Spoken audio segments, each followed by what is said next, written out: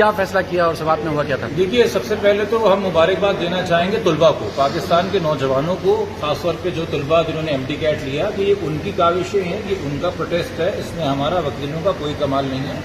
خاص طور پہ میرا تو بالکل نہیں ہے۔ یہ طلباء نے عدالت میں جو پچھلی ہیئرنگ کے اوپر آ کے عدالت کے سامنے اپنا مقدمہ اور کیس رکھا کہ ہمارے ساتھ زیادتی ہوئی ہے، ہمیں جو پیپر دیا گیا وہ پیپر شروع ہونے سے 12 گھنٹے پہلے لیک ہو گیا تھا۔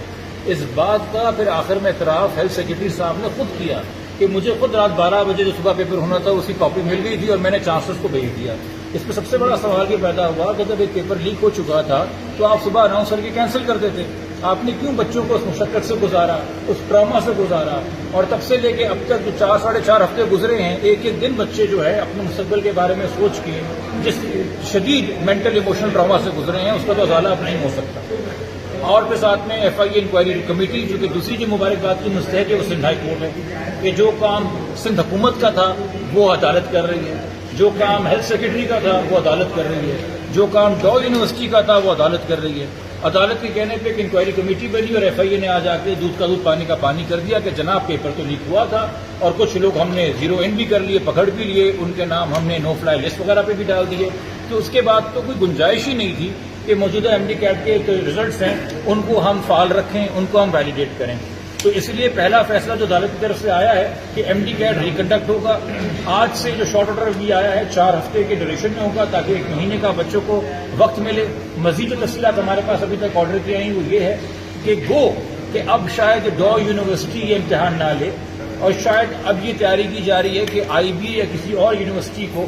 جو کہ ذمہ داری ادا کر سکے ان کو دی جائے گی۔ وہ ڈیٹیل آرڈر میں سی تفصیل ہوگی، مگر یہ ضرور یقینی بنایا گیا ہے کہ جو MD کیٹ کا کریکولم ہے جو کہ آلریڈی PMDC شائع کر چکی ہے، اسی کے مطابق اس امتحان کا اسٹرکچر ہوگا، اس کا ویٹیج ہوگا، اس کا ڈیفیکلٹی لیول ہوگا۔ اتنے ہی سوال بایولوجی کے، فزکس کے، کیمسٹری کے، انگلش میں آئیں گے جیسے کہ PMDC کے کریکولم میں لکھے ہوئے ہیں، اتنے ہی سوالوں کی نوعیت اور پرسنٹیج ڈیفیکلٹ، ماڈریٹ اور ایزی ہوگی جیسے کہ PMDC کے اندر ہے۔ صرف اس لیے کسی اور یونیورسٹی یا ادارے کا انتخاب کرایا جا رہا ہے کہ جو پیپر لیک ہوتا ہے، جو وہ کرپشن ہے، وہ کرپشن ختم کی جا سکے۔ یہ بھی زیر غور تھا کہ چونکہ اگر کیپیسٹی کم ہے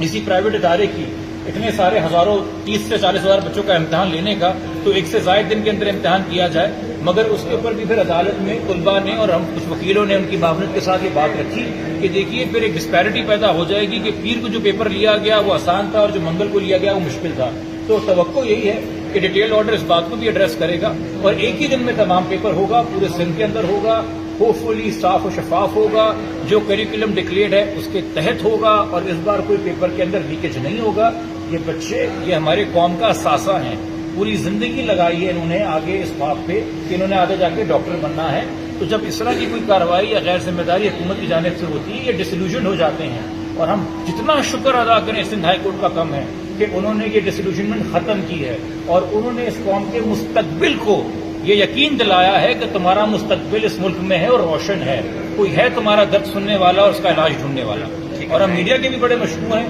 جنہوں نے بچوں کی آواز کو، طلباء کی آواز کو اجاگر کیا اور ایشو کو ریلیونٹ رکھا۔ بہت شکریہ۔